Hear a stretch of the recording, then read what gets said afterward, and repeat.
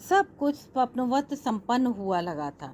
श्रृंगार करती सखियों का परिहास, चारों ओर बिखरा उल्लास उसे छू भी न सका था। शायद पंडित जी ने उसकी पुकार लगाई थी, कन्या को विवाह के मंडप में लाइए यजमान। निर्वाक बैठी अमृता को अमिता ने चैतन्य किया था।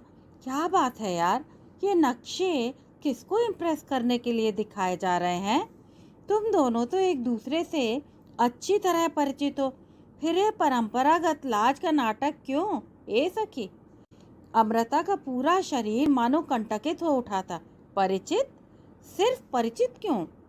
अभिन्न कहना ठीक होता, पर आज वही परिचित सर्वथा अपरिचित क्यों लग रहा था। चलो भाई, बहुत झेल लिया तुम्हारा नाटक। कहो तो देवी जी को मंडप तक हम दोनों गोद में उठाकर ले चलें। क्यों स्मिता, ठीक कहा ना? सखियां हंस पड़ी। यंत्र चालित सी अमृता मंडप की वेदी पर जा बैठी थी। पंडित जी ने मंत्रोच्चार शुरू कर दिए थे। पास बैठे अनिंद ने शायद एक पल को उस पर दृष्टि भी डाली थी। हाँ, अब कन्या का दायां हाथ वर के हाथों पर धरें। पंडित जी के निर्देश पर बैठी उषा भाभी ने अमृता की दाईं हथेली अनिंद की फैली हथेली पर धर दी थी। अनिंद के हाथ की गर्माहट पर अमृता सिहर उठी थी। जी चाहता हाथ झटक उठ खड़ी हो, पर वो ये कर पाना क्या अब संभव था? अनिंद के साथ कार में बैठ उस घर तक पहुंचना मानो जागते हुए स्वप्न सा दिखा था। कितनी बार रजनी के साथ बतियाते, मिनटों में जिस मार्ग को पार किया था आज कितना लंबा हो उठा था। अनिंद के रिश्ते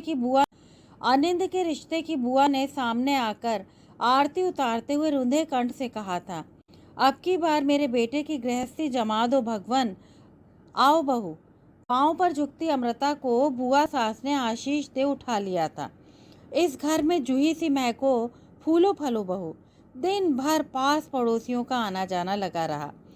कुछ फुसफुसाहटें, दबी ढकी आवाजें अमृता के कानों तक पहुंच ही रही थी। चलो, एक सहेली की खाली जगह दूसरी ने भर दी। बेचारी रजनी के भाग्य में सुखी नहीं था, इसके लिए सब छोड़ गई। वैसे भी पहली के मुकाबले दूसरी को पति ज्यादा लाड़ लड़ाते हैं। रजनी का तो घर वापस लौटना भी ना हो सका। इसकी माँ तो तर गई, इतना अच्छा घर बार बैठे बिठाए मिल गया। ये सब बातें सुनती अमृता को दिन काटना कितना कठिन लगा था।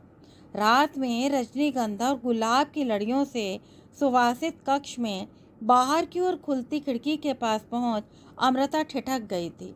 बाहर का सितारों जड़ा आकाश उसके मानस में उतर आया था। उस दिन रजनी के साथ गहरा बैंगनी रंग घोले वो भी अलका की ही प्रतीक्षा कर रही थी। रजनी ने अलका को बहाने से घर बुलवाया था। आज अलका को मजा चखाना है अमृता। याद है पिछले साल इस अलका की बच्ची ने हमें कैसा रंगा था? 4 दिनों तक पक्का फिरोजी रंग चेहरे से नहीं उतरा था। इस बार होली के एक दिन पहले ही उन्होंने उसे छकाने की ठानी थी। दोनों सांस रोके खिड़की के पास खड़ी थी। एक कठोर मर्दानी आवाज सुनाई पड़ी थी, हे भगवान, भाग मीतू, ये तो अनिंदिदा है, मारे गए। ये क्या शरारत है? कौन है ऊपर? चल जल्दी। अपने घर के नक्शे से परिचित रजनी मिनटों में न जाने कहाँ टेढ़ी हो गई थी। सीढ़ियां उतरती अमृता हंस पड़ी थी। गहरे बैगनी रंग ने अपना कमाल कर दिखाया था। ऊपर से नीचे बैगनी हुए आनंद को देख भय के उन क्षणों में भी अमृता के मुख से निकल गया था बैंगन। तो यह आपकी मेहरबानी है। वैसे इस रंग का अकेला मैं ही उपभोग क्यों करूं? 4 लोगों के लिए काफी रंग होगा। इतना कहते हुए उसने जबरन अमृता को अपने समीप खींच अपने रंगे कपोलों से उसके कपोल रंग दिए थे। पीड़ा और आक्रोश से अमृता के नयन छलछला आए थे। उस सबल भुजपाश में छटपटाती बंधन मुक्त होने का व्यर्थ उपक्रम मात्र ही वो कर सकी थी। संभवतः अमृता के अश्रु कणों की स्निग्धता ने आनंद को चैतन्य किया था। क्रोधावेश नमी में बह सा गया था। आई एम सॉरी, मुझे ऐसा नहीं करना चाहिए था। पर देख रही है ना, एकदम नई शर्ट पैंट आपकी कृपा से व्यर्थ हो गई है। क्षमा याचना के अंत में आक्रोश फिर से उभर आया था। प्रत्युत्तर में बंधन मुक्त अमृता सीधे घर की राह दौड़ गई थी। साबुन से रगड़ रगड़ उसने मुंह छील डाला था, पर वो क्षणिक स्पर्श बार बार मुंह चिढ़ाता, उसे खिंचाता रहा था। अम्मा भुनभुना रही थी, होली के 4 दिन पहले ये हाल है, सियानी हो गई, अक्ल नहीं आई, गली मोहल्ले वाले क्या कहेंगे। दूसरे दिन रजनी के आते ही अमृता उस पर बरस पड़ी थी। नहीं बोलना है तुझसे, अपनी जान छुड़ाकर भाग गई, हमें अकेला मरने छोड़ दिया। अच्छा, अब माफ नहीं करेगी क्या? ए सखी, चल, जो सजा देगी स्वीकार कर लूंगी, कहे तो कान पकड़कर उठक बैठक भी कर सकती हूँ। गुइया। अमृता का हाथ अपने कपोलों को सहला गया था। कुछ नहीं, बाल्टी उठाते हाथ में रंग लग गया था, वही चढ़ गया होगा। अमृता साफ झूठ बोल गई थी। अच्छा, अब माफ नहीं करेगी क्या? ए सखी, चल, जो सजा देगी स्वीकार कर लूंगी, कहे तो कान पकड़कर उठक बैठक भी कर सकती हूँ। गुइया। अमृता हंस पड़ी। उसे हंसता देख रजनी का साहस बढ़ गया था। वैसे सच कहूँ, अनिंदिदा परेशान दिख रहे थे, तेरे बारे में जांच पड़ताल कर रहे थे। क्या वो पुलिस अफसर है? खबरदार, जो तूने मेरे बारे में एक शब्द भी बताया तो। लगता है कहीं कुछ जाति कर गए हैं अनिंदा। चल मेरे साथ, अभी उनकी खबर लेती हूँ। नहीं है नहीं बात करनी मुझे ऐसे जंगली से। तेरे अनिंदा होंगे, मेरा उनसे कुछ लेना देना नहीं। पर अनिंदा तो तुझसे मिले बिना नहीं रहेंगे सखी, वो तो मेरे साथ आज ही आ जाते, मैं टाला ही हूँ। बड़े जिद्दी हैं अनिंदा, जो चाहेंगे पूरा किए बिना मानने वाले नहीं। ये बात गांठ बांध कर रख ले सखी। मुझे क्या पड़ी है जो गांठ बांध कर रखूं? भगवान करे आगे कभी उनसे बात भी ना हो। अमृता का स्वर तिक्त हो उठा था। कॉलेज से रजनी और अमृता साथ ही लौटती थी। उस दिन संध्या कॉलेज के सामने प्रतीक्षा करती फिएट कार देख रजनी चहक उठी थी। हाय अमृता, ये तो अनिंदा है। आज जल्दी घर पहुंच जाएंगे। जरूर उन्हें मुझसे कोई काम आ पड़ा है, तभी लेने आए हैं, वरना। तू जा कार में, मुझे नहीं आना तेरे साथ। रजनी का पकड़ा हाथ जबरन छुड़ाती अमृता रुक गई। आज तक कभी ऐसा हुआ है मैं तेरे बिना घर गई हूँ? ठीक है, मना कराती हूँ उनसे, तू यहीं रुक। रजनी के साथ अमृता के सामने मंद स्मित के साथ अनिंद स्वयं आ खड़ा हुआ था। मेरी कार में एक व्यक्ति के बाहर से कोई अंतर नहीं आने वाला है अमृता जी। वैसे मेरे साथ ना आने का कोई खास कारण तो नहीं है ना? शरारती मुस्कुराहट उसके अधरों पर खेल रही थी। कार में व्यर्थ घूमने की आदत नहीं है मेरी, वो भी अपरिचितों के साथ। क्षमा करेंगे? तल्खी से उसने जवाब दिया था। देखिए, आप मुझे पहले ही काफ़ी महंगी पड़ चुकी हैं। एक पूरी नई ड्रेस आपके नाम कर चुका हूँ। अब यहाँ व्यर्थ देर कर मेरा समय तो नष्ट न करें। मैंने कहा है आप मेरे लिए प्रतीक्षा करें मिस्टर। अनिंद, कैसे हो? वैसे शायद आपकी सम्मति में तो मैं सर्वथा निंद ठहराया जाऊं।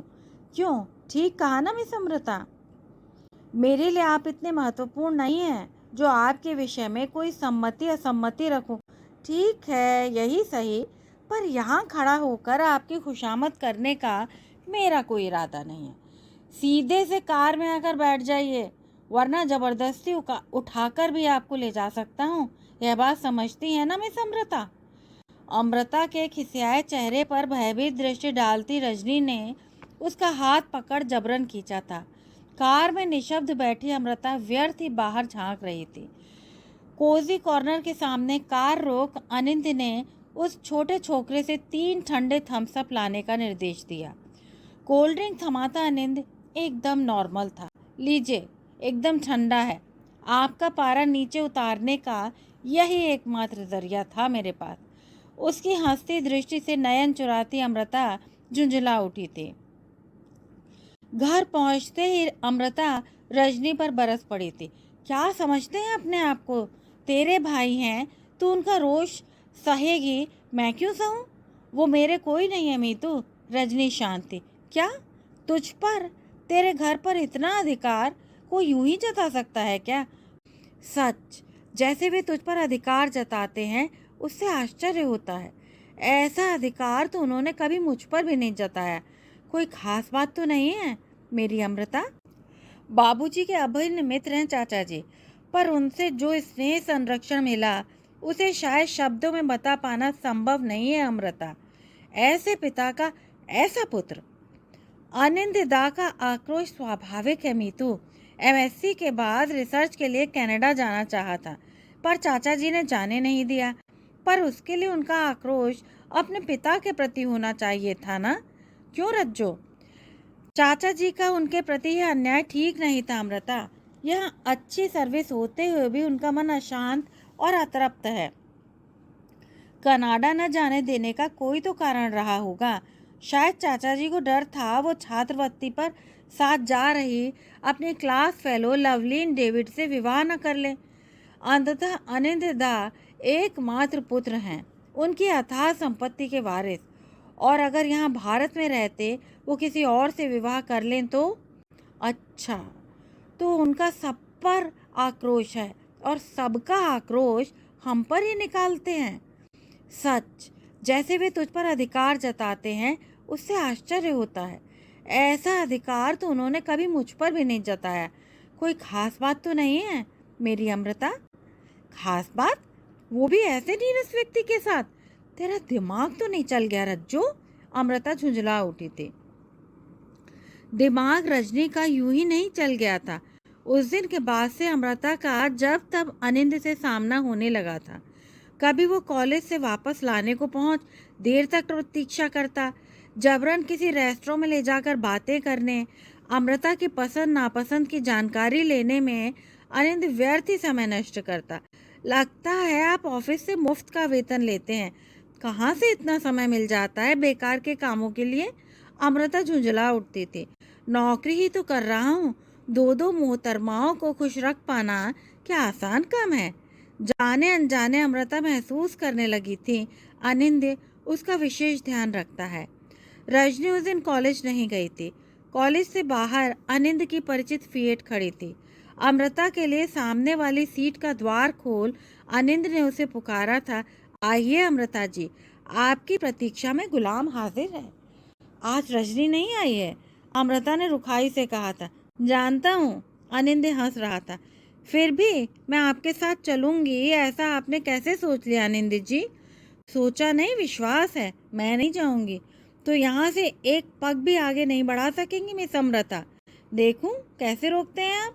अमृता के पग बढ़ाते ही अनिंद ने उसका हाथ पकड़कर कार के खुले दरवाजे से उसे लगभग भीतर ठेल सा दिया था। तत्परता से ड्राइविंग सीट पर बैठ कार स्टार्ट करते हुए कहा था, व्यर्थ बाहर कूदने की चेष्टा न करें। हजारों आंखें कौतुक से हमें देख रही हैं, अब और तमाशा न करें। अमृता रुआंसी हो आई थी। निरुत्तर आनंद जब शहर से एकांत की ओर कार ले जाने लगा तो अमृता डर गई थी। कार कहाँ ले जा रहे हैं? किस शत्रुता का बदला ले रहे हो? अमृता भयभीत थी।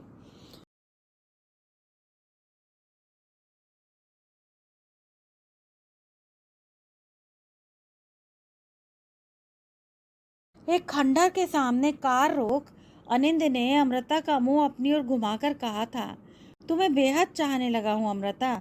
पहले तुम्हें देखकर न जाने क्यों आक्रोश से उभरता था, पर अब तुम्हें देखे बिना चैन नहीं पड़ता। मुझे पति रूप में स्वीकार कर सकोगी अमृता? नहीं, कभी नहीं, कभी नहीं, नहीं, कभी नहीं, कभी नहीं। तो तुम यहाँ से वापस भी कभी नहीं जा सकोगी अमृता। क्या? हाँ, आज यही संकल्प लेकर निकला हूँ। या तो मुझे स्वीकार करो, नहीं तो तुम्हें जबरन कहीं ले जाऊंगा। नहीं, तुम इतने नीच नहीं हो, तुम ऐसा नहीं कर सकते। अमृता का स्वर भयार्थ था। मैं क्या नहीं कर सकता अमृता? तुम मुझे नहीं जानती। मैं स्वीकार हूँ या नहीं? ऐसे स्वीकृति का क्या अर्थ होगा जो भय और आतंक से दी जाए? मुझसे विवाह कर लो, प्यार करना सीख जाओगी। असंभव। चुनौती क्यों नहीं स्वीकार कर लेती? एक शरारती मुस्कान उसके अधरों पर खेल रही थी। मैं हार जाना स्वीकार करूंगी। तब तो स्वीकृति हो ही गई। अब अपने शब्दों से पीछे नहीं हटना अमृता। सच, मेरे लिए इसका कोई अर्थ नहीं है, पर घर कैसे जाऊंगी मैं अब? दमकती सिंदूर रेखा के साथ नयनों के अश्रुकांड ढुलकने लगे थे। हथेलियों में मुंह छिपा अमृता सिसक उठी थी। यह अस्ताचल सूर्य साक्षी है, मैंने सिंदूर से नहीं, सूर्य की सारी लालिमा समेट तुम्हें अपनी पत्नी स्वीकार किया है अमृता। आज के बाद इन नयनों को अश्रु ढुलकाने का अधिकार नहीं दूंगा मैं। वापस लौटता अनिंद किस कदर गंभीर हो उठा था। कुछ पल रुककर फिर कहा था अनिंद ने, माँ 2 वर्ष में ही छोड़कर चली गई। पिताजी सब कुछ देकर भी माँ नहीं बन सके। जी चाहता था मेरी जिद नादानी पर कोई माँ जैसा डांटता, रोने पर दुलराता, समझाता, पर मेरे लिए तो रोने का अवसर ही कहाँ आ पाता था। जो चाहा तुरंत मिल गया। मैं अक्खड़ उद्दंड बनता गया, पर कोई यह कहने का साहस ही नहीं कर सका। मेरे व्यवहार के प्रति तुमने रुष्टता जाहिर की, मेरा विरोध करने का दुस्साहस किया और हम दोनों प्रतिद्वंदी बन गए। न जाने कब यह आक्रोश तुम्हारी चाहत में बदल गया अमृता। पिताजी शायद मेरी यह चाहत स्वीकार न करते, पर इस जिद का वो क्या करेंगे जिसमें तुम मेरी पत्नी बन गई हो, उनकी कुलवधू, उनके वारिस की पत्नी। पूरे रास्ते अमृता जड़ बैठी रह गई थी। बस अपना घर आने के पहले उसने अनुनय की थी, मुझे यहीं उतार दें प्लीज। अविश्वास से उसको आनंद ने एक पल के लिए ताका भरता। मैं भी साथ चलता हूँ, माँ का आशीर्वाद लेंगे अमृता। भगवान के लिए मुझे क्षमा करें, अब और नहीं। नयन फिर छलक आए थे। एक बात याद रखना, अब तुम मेरी अमानत हो। इंच भर खरोंच के लिए भी माफ़ी नहीं मिलेगी। अपना शरीर मेरा अपना है आनंद। आनंद ने वाक्य पूरा भी न होने दिया। अमृता का हाथ अपने सिर पर रखकर शपथ ले डाली, अगर अपने शरीर को रत्ती भर भी कष्ट पहुंचाया तो दुगना कष्ट मैं झेलूंगा, ये मेरा वादा है। सिंदूर को रुमाल से रगड़ने पर भी लाली कहाँ छूटी थी। अंततः मांग की रेखा बदल कर ही वो घर में प्रविष्ट हुई थी। घर पहुंचते ही माँ ने उसके रुआंसे मुख को सतर्क दृष्टि से ताका था। तुझे क्या पहले ही पता लग गया मीतू? बेचारी रजनी। क्या हुआ माँ? तुझे नहीं पता लगा? बेचारी इस संसार में अकेली रह गई। एक माँ बची थी तो उसे भी भगवान ने बुला लिया। क्या कह रही हो माँ? सुबह हल्का सिरदर्द ही तो बता रही थी मौसी। कैसे सहेगी रजनी? अमृता रो पड़ी। न जाने कैसा नसीब है बेचारी का। पहले बाप चला गया, अब माँ की छाया भी न रही। जरा सा सरदर्द काल बनकर आया था बेचारी का। माँ मैं जा रही हूँ। अम्मा की बात अनसुनी कर अमृता रजनी के घर भागी चली गई थी। अच्छा हुआ आज रजनी कॉलेज नहीं गई, मौसी तो उसे जबरन भेज ही रही थी। अमृता का निष्प्रभ मुख निहारती रजनी उसके गले से लिपट आर्तनाद कर उठी थी। आनंद दूर खड़ा स्तब्ध ताक रहा था। माँ के निर्जीव शरीर से रजनी को कठिनाई से अलग किया जा सका था। क्रियाकर्म समाप्त होते होते रात हो गई थी। पड़ोसी रजनी के प्रति मात्र सहानुभूति के अतिरिक्त और कर भी क्या सकते थे। दूसरे दिन संध्या एक सफ़ेद कार रजनी के घर के द्वार के आगे आकर रुकी। भव्य व्यक्तित्व के स्वामी आनंद के पिता राय बहादुर श्यामनाथ जी कार से उतरे थे। पिता पुत्र के चेहरों में अद्भुत साम्य होते हुए भी कहीं न कहीं कोई अलगाव अवश्य था। घर पहुंचते उन्होंने पूरी व्यवस्था अपने हाथ में ले ली थी। 4 दिन के अंदर घर की चाबी अमृता की माँ को थमा वो रजनी और आनंद को अपने साथ ले गए थे। वहां जाकर लड़की का मन बदल जाएगा। इतना बड़ा सदमा झेल पाना आसान तो नहीं है ना। श्यामनाथ जी ने सबको सुनाकर कहा था। उनकी बात सत्य थी। रजनी को विदा करने आई अमृता से आनंद ने हल्के स्वर में कहा था।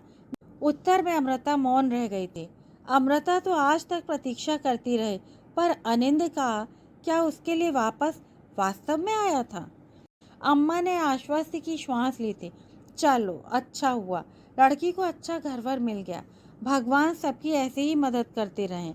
अमृता के पिता का अभाव माँ को हमेशा सालता रहता था। निरुत्तर अमृता के उदास चेहरे को ताकती अम्मा चौंक उठी थी। क्या हुआ है तुझे? रंग ऐसा पीला पड़ गया। तबीयत तो ठीक है मीतू? ठीक है माँ।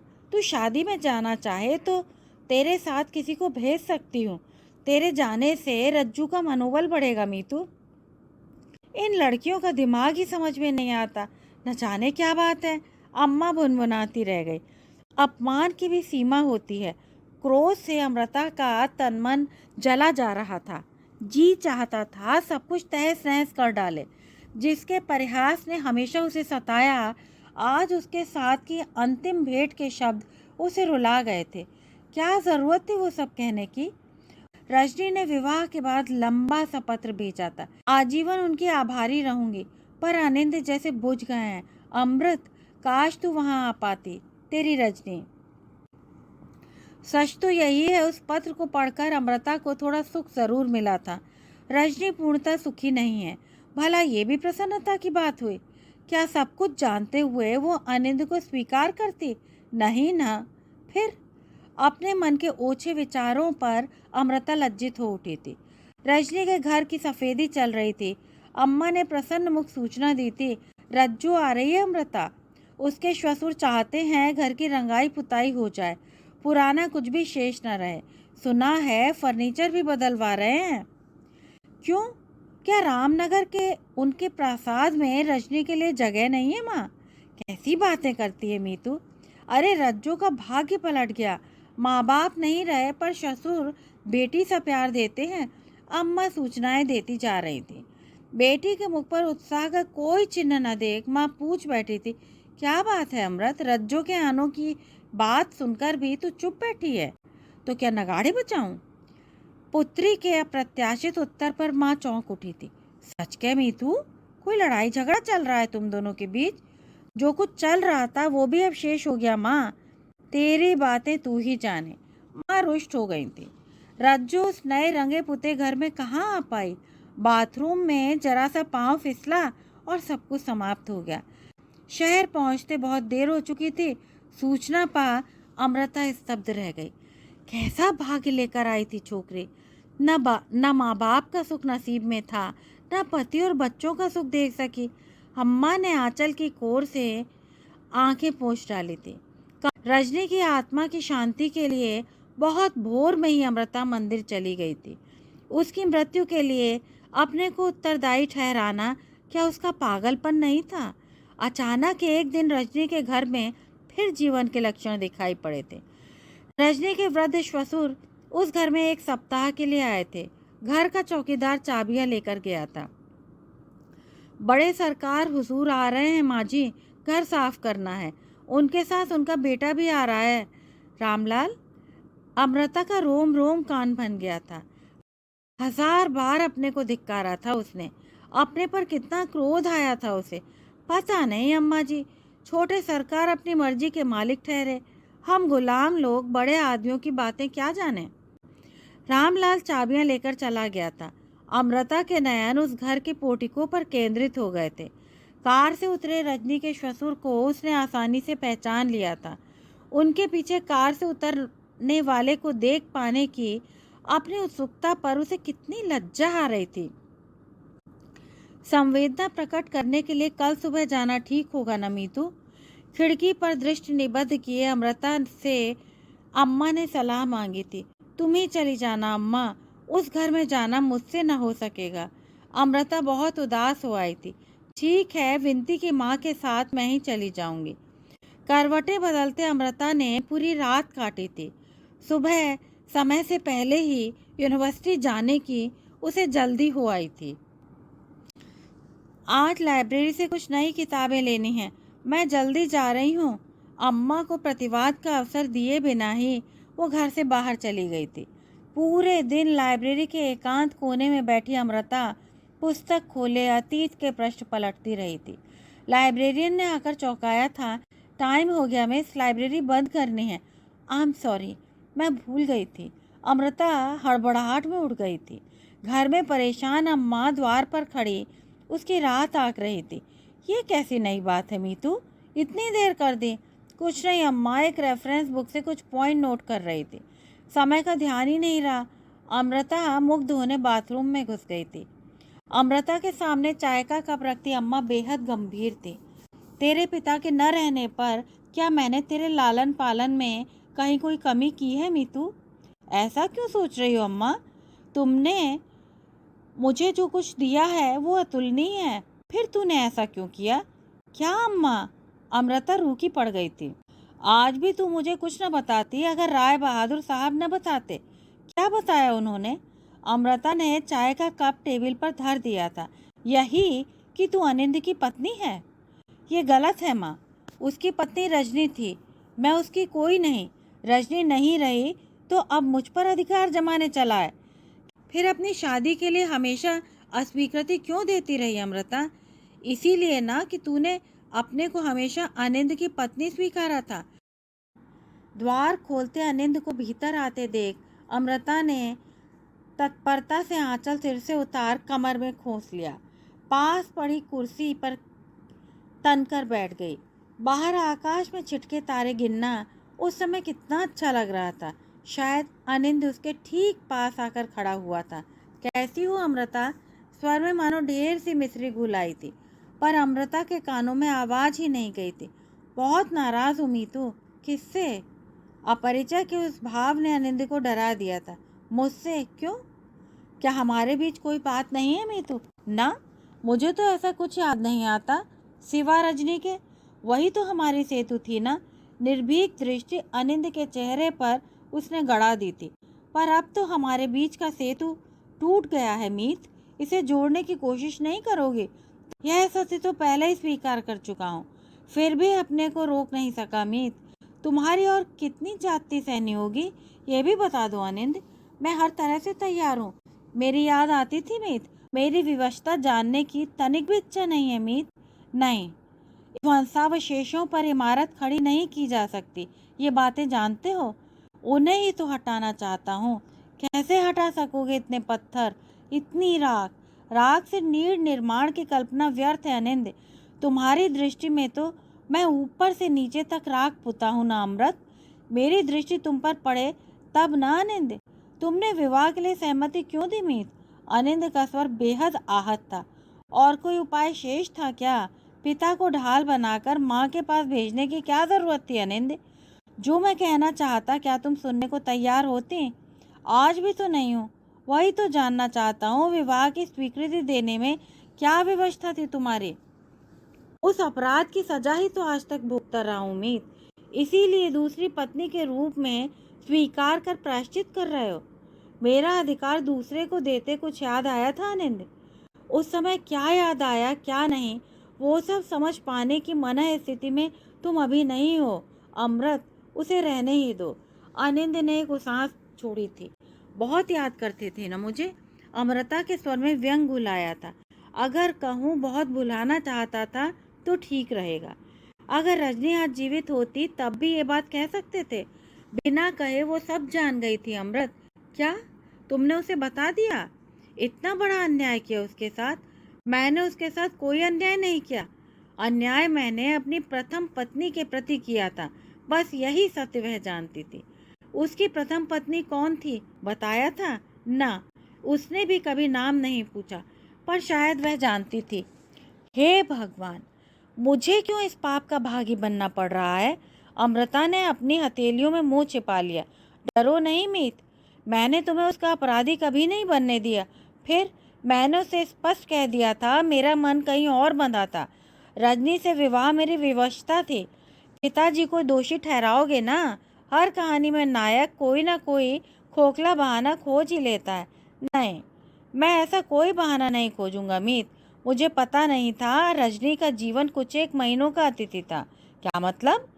उसकी दिवंगता माँ ने अपनी मृत्यु के कुछ दिन पहले पत्र लिखकर पिताजी से प्रार्थना की थी कि रजनी का विवाह कहीं निश्चित कर दें, अन्यथा उनकी आत्मा को मरने के बाद भी शांति नहीं मिलेगी। पर वो तो उसका विवाह देखे बिना ही चली गई। फिर ये कहो, उनकी आत्मा की शांति के लिए तुमने वर का वेश धारण कर लिया। वैसे भी रजनी पूरी संपत्ति की अकेली वारिस थी। ये घर जिसकी छत के नीचे हम बैठे हैं, ये सब भी तो उसी का था ना? व्यंग के साथ स्वर में घृणा घुलाई थी। संपत्ति की तो मेरे पास भी कमी नहीं है अमृत, पर एक लड़की का सम्मान बचाना मेरा दायित्व बनता था। जो अपनी पत्नी को दूसरों के समक्ष पत्नी न कह सके, वो दूसरों के सम्मान की रक्षा की बात करे, है ना विरोधाभास? चलो, तुमने स्वीकार तो किया तुम मेरी पत्नी हो। पत्नी न होते हुए भी जिसे पत्नी का नाम दिया, वो तो सच बताने नहीं आ सकती मीत। जो नहीं रही उसे ढाल बनाने की क्या ज़रूरत है आनंद? वही तो नहीं चाहा था। जब सब कुछ बदल गया तो बस तुम्हें लंबा पत्र लिखकर क्षमा मांगने का साहस भी नहीं कर पाया। वही मेरी कमजोरी थी मीत। तुम्हारा पत्र पढ़ती इसका विश्वास था तुम्हें? अमृता ने दृष्टि उठाकर अनिंद के उदास चेहरे को ताका था। रजनी हमारे घर बस एक सप्ताह ही रह पाई थी। पिताजी के साथ मैं दूसरे गांव गया था, तभी वो दुर्घटना घट गई। लौटकर रक्त रंजित रजनी को मूर्छित पाया था। दुष्ट बलात्कारी उसका सर्वनाश कर भाग चुके थे। क्या कह रहे हो? अमृता चौंक उठी थी। तुम ही बताओ, बलात्कारियों के अत्याचार के परिणाम स्वरूप गर्भवती रजनी के सम्मान की रक्षा करना क्या मेरा कर्तव्य नहीं था मीत?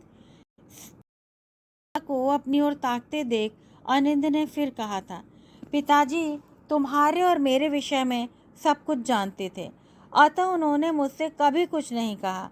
पर रातों में करवटें बदलते पिता की व्यथा क्या मैं समझ नहीं सकता था? स्वर्गवासी मित्र की अंतिम निशानी उनकी बेटी की अपने घर में रक्षा न कर पाना उनके लिए कितना कष्टदायक रहा होगा, समझ सकती हूँ ना। तुमने मुझे कुछ बताया क्यों नहीं अनिंद? क्या बताता? कुछ बताने से रजनी का सम्मान क्या रह जाता? स्वयं मैंने पिताजी से अपने साथ रजनी के विवाह का प्रस्ताव रख उन्हें उस पीड़ा से मुक्त करने का प्रयास किया था मीत। अनिंद, अमृता का कंठ भर आया था। रजनी हमेशा अपने को अपराधिनी ठहराती रही। मैंने उसे साहस सम्मान देना चाहा, पर तुम्हारे प्रति अपने अपराध के लिए मैं स्वयं दंड निर्धारित करता था। कैसा दंड अनिंद? मैंने ऐश्वर्य से नाता तोड़ लिया था मीत। घर के सुख वैभव के मध्य मैं अछूता वीतरागी बना रहा। इसके लिए रजनी बहुत दुखी होती थी, पर वह न रहे, इसकी एक कामना मैंने कभी नहीं की थी। ये सब जानकर मैं अपनी दृष्टि में बहुत नीची हो गई हूँ अनिंद। मैंने तुम्हें स्वार्थी, नीच क्या नहीं कहा। मेरे लिए क्या दंड निर्धारित करते हो? अमृता के अश्रुपूर्ण नयन अनिंद के मुख पर निबद्ध थे। मुझे क्षमा कर अपना लो मीत। अनिंद के बड़े हाथों में अमृता ने अपने को सौंप दिया। कहानी सुनने के लिए बहुत बहुत धन्यवाद। यदि आपको कहानी अच्छी लगी हो तो कृपया चैनल को लाइक, शेयर और सब्सक्राइब अवश्य करें।